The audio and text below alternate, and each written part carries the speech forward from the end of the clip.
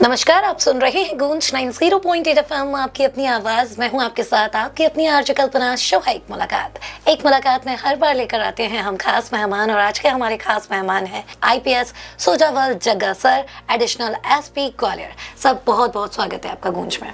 Thank you so much ma'am. और आज हम सर से सेफ क्लिक 2.0 के बारे में बात करने वाले हैं। हम और आप यूँ तो मोबाइल हर रोज़ चलाते हैं, बिना टेक्नोलॉजी के हमारे दिन की शुरुआत नहीं होती। तो बस उसी टेक्नोलॉजी के बारे में बहुत सारी बातें आज हम सर से जानेंगे। सर, ये बातों का सिलसिला हम शुरू करें उससे पहले मैं जानना चाहूँगी, लाइफ में हम लोग कहीं ना कहीं से आगे बढ़ते हैं, कहीं ना कहीं से अपनी जर्नी की शुरुआत करते हैं। ऐसे में CA से एज एन IPS आपकी जर्नी कैसे शुरू हुई? मैम मेरा शुरू से ही डिसाइडेड था कि मेरे को सिविल सर्विसेज में जाना है एंड चार्टर्ड अकाउंटेंसी करना वाज के 3 साल की ग्रेजुएशन रहती है, तो मेरे को था 4 साल में CA हो जाता है। तो एक फाइनेंशियल सेफ्टी रहती है कि अगर civil services is so unpredictable कि गारंटी नहीं है क्लियर होगा या नहीं होगा, तो अगर CA कर लेते हैं पहले कि अगर नहीं भी क्लियर होगा तो there is always an alternative available. और पेरेंट्स फिर टेंशन नहीं लेंगे और ज़्यादा डांटेंगे नहीं, तो आराम से फिर मैं सिविल सर्विसेज की तैयारी कर पाऊँगा। That was the reason. और कहीं ना कहीं एक बैक आपके पास ऑप्शन होना चाहिए कि आप जो भी कर रहे हैं आगे डेफिनेटली चीज़ें बदलती हैं, लेकिन उस बदलाव के साथ अगर आप अपने साथ एक सेफ्टी ऑप्शन रखते हैं देन डेफिनेटली वो आपको ज़रूर हेल्प करता है। सर, इसी के साथ मैं बात करूं, मध्य प्रदेश पुलिस चला रही है सेफ क्लिक 2.0 अभियान। क्या ये अभियान है और इसके तहत क्या पुलिस जनता को सिखाना चाह रही है? मैम, ये सेफ क्लिक 2.0 अभियान है। ये पुलिस महानिदेशक महोदय भोपाल द्वारा संचालित किया जा रहा है। देखिए, जब हम फिज़िकल स्पेस में सब ऑपरेट करते थे तो हम सबको सब रूल्स स्कूल्स में, सोसाइटी में सिखाए जाते थे कि आपको रोड पे लेफ़्ट साइड चलना है, रेड लाइट पे रुकना है, आपको ज़ेब्रा क्रॉसिंग पे रोड क्रॉस करनी है, आपको 3 लोगों को नहीं बैठना है। बट हम डिजिटल स्पेस में जब से आए हैं तो आई डोंट थिंक कोई करिकुलम, कोई फॉर्मल ट्रेनिंग दी जा रही है कि क्या डिजिटल स्पेस में आपको क्या ध्यान रखना चाहिए, dos and don'ts, specially senior citizens के लिए, फीमेल्स के लिए और बच्चों के लिए। तो उन्हीं डूज़ एंड डोंट्स को, अवेयरनेस को स्प्रेड करने के लिए ये अभियान है, जिसमें हम जनता के साथ जुड़ रहे हैं, अलग अलग संस्थान के साथ जुड़ रहे हैं और उन्हें साइबर स्पेस में कैसे काम करना है और किन चीज़ों का ध्यान रखना है और साइबर स्कैम से बचना है, इस चीज़ के लिए हम जनता के साथ जुड़ के उनके साथ संवाद करके सब चीज़ें साझा कर रहे हैं। और टेक्नोलॉजी ने डेफिनेटली ये दुनिया छोटी हमारे लिए ज़रूर की है, लेकिन रिस्क फैक्टर थोड़ा नहीं बहुत ज़्यादा बढ़ा दिया है। आए दिन नए क्राइम सामने आ रहे हैं। और सर, अगर क्राइम की बात करूँ तो साइबर फ्रॉड बहुत ज़्यादा लोग हैं जो शिकार हो रहे हैं इसकी। ग्वालियर की बात करूँ, कितने केस लगभग साइबर फ्रॉड के आ रहे हैं? मैम, अभी तो ग्वालियर में भी बहुत ज़्यादा केसेस हैं क्योंकि मेट्रो सिटी है और म्यूल अकाउंट्स की बहुत ज़्यादा शिकायतें हैं यहाँ पे। अभी रिसेंटली आपको पता होगा 2 हफ्ते पहले एक सीनियर सिटीज़न के साथ अराउंड 1.5 करोड़ का फ्रॉड हुआ है। तो क्वांटम काफ़ी ज़्यादा है यहाँ पे। बहुत सारी EFIRs भी यहाँ रजिस्टर हो चुके हैं इस साल। जी सर, हर कोई टेक्नोलॉजी से घिरा हुआ है, बच्चा, बड़ा, बूढ़ा, जवान, हर कोई इंस्टा, फेसबुक, व्हाट्सएप यूज़ करता ही है। तो ऐसे में इन सोशल मीडिया ऐप्स को चलाते टाइम क्या सावधानियां हैं जो लोगों को रखनी चाहिए? बेसिक चीज़ों का प्लीज़ ये ध्यान रखें कि जो हमारा, अगर मैं व्हाट्सएप की बात करूं तो हमारा जो DP है, स्टेटस है, वो सब only for contacts he available रहे, पब्लिकली अवेलेबल ना रहे।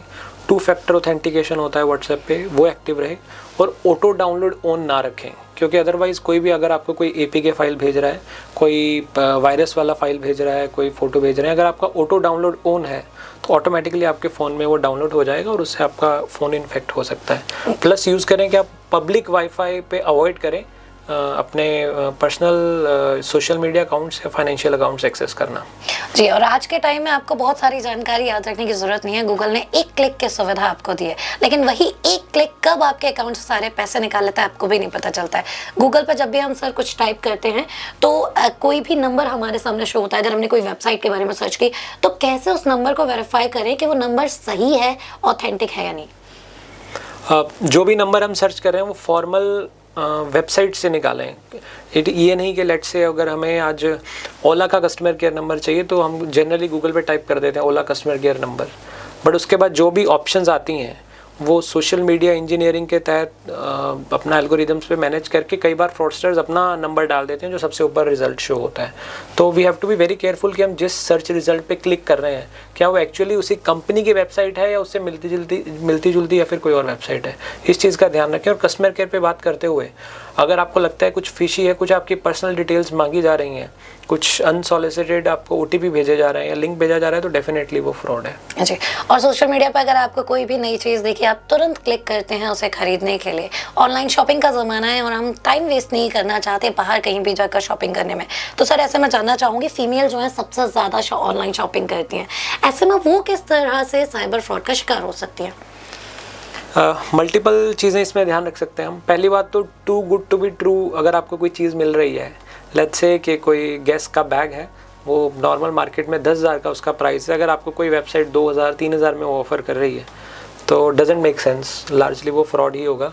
प्लस अगर मान लो कोई आपको वेबसाइट सिर्फ ऑफ़र कर रही है कि एडवांस पेमेंट दीजिए, कैश ऑन डिलीवरी नहीं देंगे और अभी पेमेंट दीजिए नहीं तो आपका ऑर्डर कैंसिल हो जाएगा, या फिर उसका नाम बहुत नोन नहीं है, उसके आप कमेंट्स पढ़िए, उसका आप रेटिंग पढ़िए, या किसी ऐप से आप ऑर्डर कर रहे हैं तो उसके डाउनलोड्स कितने हैं, इन सब चीज़ों का ध्यान रखें। और अगर कोई पॉपुलर ब्रांड से मिलता जुलता नाम है तो फिर डेफिनेटली वो फ्रॉड है। बट अगर एग्जैक्टली सेम नाम है, सेम लोगो है, तो देन ठीक है, बट अगर मिलता जुलता नाम है तो दैट इज़ नॉट राइट। इन सब चीज़ों का आप ध्यान रखें। और ऑनलाइन के ज़माने में जैसे ही आपकी नज़र हटी वैसे ही आपके साथ दुर्घटना घटी, तो थोड़ा सा नहीं, थोड़ा ज़्यादा चौकन्ना रहने की ज़रूरत है, क्योंकि वक्त के साथ बहुत सारी चीज़ें हैं जो बदली हैं, स्पेशली साइबर फ्रॉड करने के तरीके। सर इसी तरीके से बात करूँ, डिजिटल अरेस्ट आजकल बहुत ट्रेंड में, बहुत सारे लोग शिकार भी हुए हैं। तो सबसे पहले तो यही जानना चाहूँगी, डिजिटल अरेस्ट है क्या, और अगर कोई व्यक्ति डिजिटल अरेस्ट का शिकार होता है तो उसे क्या करना चाहिए? मैम, डिजिटल अरेस्ट टेक्निकली तो यही है कि आपको कोई वीडियो कॉल आता है या कॉल आता है और आपको सामने कोई पुलिस ऑफिसर की यूनिफॉर्म में कोई बैठा हुआ दिखता है और आपको कोई वारंट दिखाते हैं, CBI का, सुप्रीम कोर्ट का, कुछ भी, और आपको डराते हैं कि आप पे पुलिस कार्रवाई होगी, नहीं तो आप अदरवाइज़ इतनी फ़ीस, इतनी पेमेंट, इतने आप पेनल्टी हमें इस अकाउंट में ट्रांसफ़र कीजिए। बट उससे ज़्यादा वो साइकोलॉजिकल मैनिपुलेशन है, आपके फियर पे खेल रहे हैं वो, और आपको ये बोलते हैं कि आपको किसी को बताना नहीं है। तो लार्जली आपके डर पे खेल के आपसे वो किया जाता है। एंड मैं सबको वेरी क्लियरली ये बताना चाहता हूँ कि डिजिटल अरेस्ट कोई भी पुलिस कभी नहीं करती है। जो भी अगर प्रोसीजरल कार्रवाई अरेस्ट की होती है वो फिज़िकली ही होती है, आपके घर आके ही जो अगर आप रिक्वायर्ड हैं किसी इन्वेस्टिगेशन में तो वो किया जाता है। No police does any digital arrest, ये बिल्कुल क्लियर साफ स्पष्ट शब्दों में मैं बता रहा हूँ।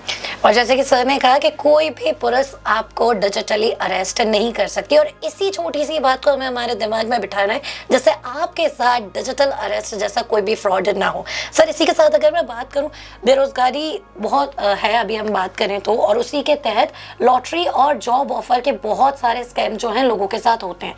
ऐसे में किस तरीके से इन जो स्कैम से है बचा जाए? मैम, जो भी लॉटरी या जॉब वाला, या आपने अभी डिजिटल अरेस्ट की भी बात करी जी, तो अंडरलाइंग इमोशन है जिसपे 99.9% फ्रॉड होते हैं, वो दो इमोशंस हैं हमारे। एक है डर, जो हमने पहले डिस्कस किया, और दूसरा है लालच। डर में आ जाएगा हमारा डिजिटल अरेस्ट, एक्सटॉर्शन, मॉर्फिंग, या आपको डीप फेक्स, आपकी वीडियो सर्कुलेट करके आपसे पैसा मांगा जाता है। और जो दूसरी चीज़ है वो है लालच। लालच में आपको जॉब ऑफ़र दिया जाएगा कि आप 4 वीडियोस पे रेटिंग कर दीजिए, या फिर आपको लॉटरी का ऑफ़र दिया जाएगा कि आपको कौन बनेगा करोड़पति में आपका सिलेक्शन हो गया है, या इतनी लॉटरी निकल गई है उसके लिए इतनी एडवांस फीस जमा करवाएं। या फिर कोई अगर लेट्स से रॉयल एनफील्ड की 1.5 लाख 2 लाख की कोई बुलेट है वो आपको 50,000 में मिल जाएगी। या फिर आपको किसी और चीज़ का लालच दिया जाता है कि आपको लोन मिल जाएगा बहुत जल्दी। तो क्योंकि पॉवर्टी बहुत ज़्यादा है, अनएम्प्लॉयमेंट भी रहती है, तो लोग जल्दी इसका शिकार बन जाते हैं। तो डर और लालच पे अगर हम काबू रखेंगे तो 99.9% साइबर फ्रॉड से हम बच जाएंगे। और इसी मामले में किसी हमारे बड़े बुजुर्ग ने कहा है, सस्ता रोना बार बार, महंगा रोना एक बार। तो सस्ते के लालच में आप जितना नहीं आएंगे उतना आप अपने आप को सेफ पाएंगे। कोई भी चीज़ आप खरीद रहे हैं और उसकी कीमत कंपैरेटिवली कम है तो एक बार सोचिए विचारिए कि आखिर उसकी कीमत आखिर कम क्यों है। सर इसी के साथ अगर मैं बात करूं, बहुत सारे लोग साइबर फ्रॉड होने के बाद सामने नहीं आना चाहते। लोगों को लगता है कि लोगों को पता चल जाएगा, लोग क्या सोचेंगे, 4 लोगों की बात है, जो शायद हर बार सोसाइटी का प्रेशर होता है। तो ऐसे में ऑनलाइन ठगी होने पर सबसे पहले क्या करे व्यक्ति? मैम, 1930 नाम की एक नेशनल हेल्पलाइन है, उस पर आप तुरंत इन्फॉर्म करें। वो आपसे कुछ डिटेल्स मांगेंगे, आप डिटेल्स शेयर करिए, एंड वो जिस भी अकाउंट में आपका पैसा गया है वहाँ से वो अकाउंट ब्लॉक हो जाते हैं। इवन 10 लेयर्स तक अकाउंट ब्लॉक हो जाते हैं। लेट्स से कि आपका नाम A है और आपसे B ने फ्रॉड किया है, तो A का पैसा B के अकाउंट में चला गया, B ने C को दे दिया, C ने D को दे दिया, ऐसे करते करते J तक पैसा पहुँच गया। तो इतने मैकेनिज्म्स हमारे पास हैं कि हम J तक भी अगर पैसा गया है तो वो पैसा हम रोक लेते हैं और वो पैसा रोक के और आपको रिफंड करवा देते हैं। But that can only happen अगर आपने जल्दी कंप्लेंट कर दिया और जे के अकाउंट में पैसा है, बट अगर जे ने भी विड्रॉ कर लिया है तो फिर देर आर लेस चांसेस, और अगर आप 1 दिन बाद 2 दिन बाद आएंगे तो फिर कम चांसेस है। बट जैसे ही कुछ हो गया है तो तुरंत आप 1930 पे कंप्लेन करें या थाने पे आएँ या अपने बैंक को बता के अपना अकाउंट फ्रीज करवाएं। और यकीनन जितनी जल्दी आप शिकायत करेंगे उतनी जल्दी आपका पैसा बचने और मिलने की संभावनाएं बढ़ जाती हैं। तो थोड़ा सा सतर्क रहिए और थोड़ा सा अपने आप को हर चीज़ के लिए तैयार रखिए। सर, इसी के साथ मैं जानना चाहूँगी, साइबर फ्रॉड जैसा कि आजकल बहुत हो रहे हैं, अलग अलग तरीके से अपराधी नए नए तरीके अपना रहे हैं, ऐसे में सबसे आम तरीका साइबर फ्रॉडस्टर जो है वो कौन सा यूज़ करते हैं? आम तरीके तो इन्होंने बहुत सारे बना लिए हैं। लॉटरी की बात करें, एकदम एक लिंक भेजने की बात करें, या आपको ऐसा बोलें कि आपकी KYC एक्सपायर हो जाएगी तो आपको ये स्कॉलरशिप नहीं मिलेगा, उसकी बात करें तो आपको एक लिंक भेजा जाएगा कि आपकी इस पे KYC एक्टिवेट हो जाएगी, अपनी इन्फॉर्मेशन शेयर करें। ये सब भी चल रहे हैं। आजकल एक नई चीज़ जो शुरू हुई है वो ये है कि आपको एक चालान भेजा जाएगा कि आपकी गाड़ी नंबर सो एंड सो इसका चालान हो गया है, अगर आप 1 हफ्ते में पे कर देंगे तो लेट से आपका 1000 का चालान है तो आपको 100 रुपीज़ ही पे करना पड़ेगा, 1 हफ्ते बाद आपको 1000 देना पड़ेगा। तो आपको हम ये PDF भेज रहे हैं, इसको ओपन करके अपना चालान देख लें। आप वो ध्यान से नहीं देखेंगे, वो PDF नहीं होता, वो APK फाइल होती है। जैसे ही आपने डाउनलोड करी आपका मोबाइल हैक हो जाएगा, फिर आपका मोबाइल वो यूज़ करके आगे 100,000 जितने भी आपके कॉन्टैक्ट्स में सबको वो मैसेज भेजेंगे, फिर उनमें से भी कुछ लोग उस पर क्लिक कर देंगे, फिर उनकी कॉन्टैक्ट लिस्ट में आगे जाएगा। तो ऐसे ऐसे करके ये चीज़ चलती रहती है। बट आपको एक इंटरेस्टिंग चीज़ भी बताता हूँ, जितना ये तो चलो हैकर ने एक एक्टिवली साइबर फ्रॉड किया आपके साथ, बट कई बार हम खुद भी लोगों को इनविटेशन देते हैं हमारे साथ फ्रॉड करने के लिए या फिजिकल स्पेस में हमें हार्म करने के लिए। मेरी जो ट्रेनिंग है वो देवास में हुई है, उसमें 3 महीने के लिए मैं SHO रहा था थाना हाट पिपलिया का। वहाँ पे जब मैं पदस्थ था तो रात को 10 साढ़े 10 बजे हमें खबर मिली कि एक घर पे चोरी हो गई है, उनकी जो गाड़ी है वो चोरी हो गई है। और गाड़ी ऐसे चोरी नहीं हुई है, उनके घर आए, वो लोग कहीं बाहर गए हुए थे, उनका ताला तोड़ा, उनकी जो गाड़ी की चाबी जहाँ पड़ी होती है वहाँ से चाबी उठाई और उनकी सेफ में जो कैश गोल्ड सिल्वर था वो भी ले गए और चाबी से अपना गाड़ी स्टार्ट करी और आराम से गाड़ी में बैठ के वो लेके चले गए। तो जब हमने, और वो घर ऐसे एकदम पोस्ट कॉलोनी में घर था, ऐसा नहीं है कि एक आइसोलेटेड घर था। तो जब हमने इंक्वायर किया, पता किया, टेक्निकल अपनी चीज़ें यूज़ करी, तो समझ में आया कि वो लोग 2 दिन पहले एक रिलीजियस जगह पे गए थे, मेहंदीपुर बालाजी गए थे, और उस पूरी फैमिली ने जाने से पहले अपने अपने व्हाट्सएप और फेसबुक पे स्टेटस डाल दिया था कि going to Mehandipur Balaji, off to Mehandipur Balaji, having fun, family, ये वो जो भी रहता है। तो पूरी दुनिया को पता लग गया कि आप घर पे नहीं हो, आपका घर खाली है। और जाने से 1 दिन पहले उनके घर पे कोई प्लम्बिंग का काम था, तो उन्होंने किसी प्लम्बर को बुलाया था और उनसे वो काम करवाया था। तो जब काम करवा के हम पे करते हैं तो उन्होंने पे करने के लिए उनको गूगल पे किया होगा। गूगल पे करने से पहले जनरली आदमी उनका नंबर सेव कर लेता है, तो उन्होंने नंबर सेव कर लिया। अब नंबर सेव कर लिया तो अगर आप व्हाट्सएप पे कुछ स्टेटस डालोगे तो वो व्हाट्सएप स्टेटस आपके सभी सेव्ड नंबर कॉन्टैक्ट्स को जाएगा, तो उनको भी चला गया होगा। तो उनको गया, जैसे भी चीज़ें रही, मैं ज़्यादा डिटेल में नहीं जाता, उन्होंने देखा होगा कि ये लोग 2 दिन घर पे नहीं हैं। जिसने आपके घर पे काम किया है तो उसे थोड़ा बहुत आइडिया होता है कि आपकी सेविंग्स कहाँ है, अलमीरा कहाँ है, मेन रूम कहाँ है।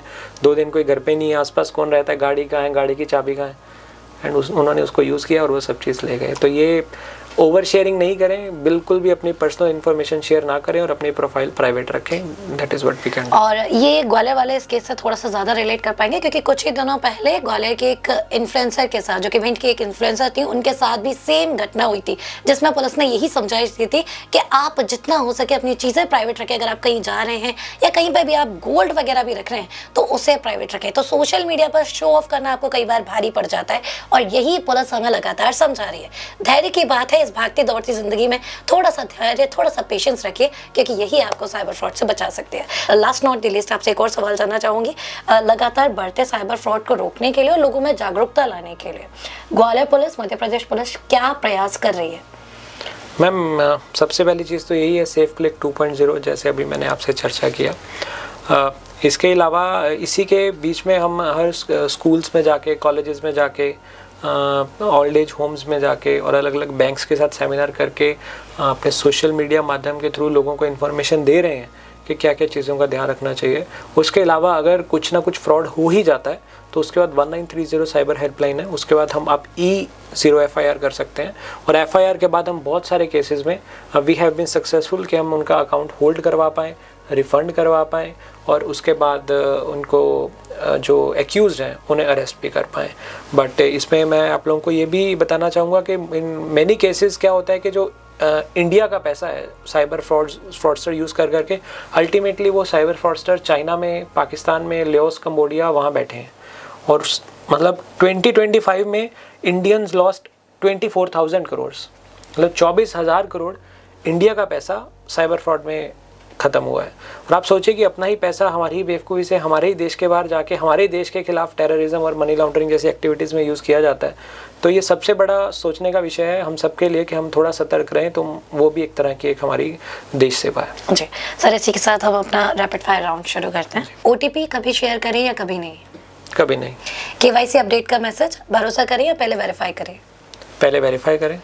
अनजान लिंक क्लिक करें या इग्नोर करें? एब्सोल्युटली इग्नोर करिए और डिलीट कर दीजिए जहाँ से आया है। वीडियो KYC फ्रॉड सबसे बड़ा खतरा या सिर्फ अफवाह? नहीं, खतरा है, बहुत बड़ा खतरा है। डिजिटल अरेस्ट क्या है, सच या साइबर ठगी? साइबर ठगी, there is nothing called digital arrest. अगर किसी के साथ ऑनलाइन फ्रॉड हो जाए तो उसे पहला कदम क्या लेना चाहिए? 1930 और अपना बैंक में कम्युनिकेट करके अपना खाता होल्ड करवाएं, बंद करवाएं, ब्लॉक करवाएं। 1930 हर नागरिक को ये नंबर याद क्यों होना चाहिए? ये आपके जैसे कि 100-112 नंबर से फिजिकली आपको पुलिस चाहिए, वैसे ही डिजिटल अगर आपको पुलिस की हेल्प चाहिए तो 1930 है। सोशल मीडिया पर सबसे बड़ी गलती जो लोग करते हैं? ओवर शेयरिंग ऑफ इंफॉर्मेशन और स्ट्रेंजर से बात करना। UPI इस्तेमाल करते समय एक सबसे ज़रूरी सावधानी? अपना जो भी अगर हमें कोई QR कोड आता है तो उस पर स्कैन करने से पहले सोचें। QR कोड पैसे भेजने के लिए या पैसे पाने के लिए? भेजने के लिए। मजबूत पासवर्ड या आसान पासवर्ड? ऑब्वियसली मैम, मजबूत पासवर्ड। पब्लिक वाईफाई सेफ्टी है या रिस्की? रिस्की। डीप फेक आने वाले समय की सबसे बड़ी चुनौती? बिल्कुल। बच्चों को मोबाइल देने से पहले एक ज़रूरी सलाह क्या देना?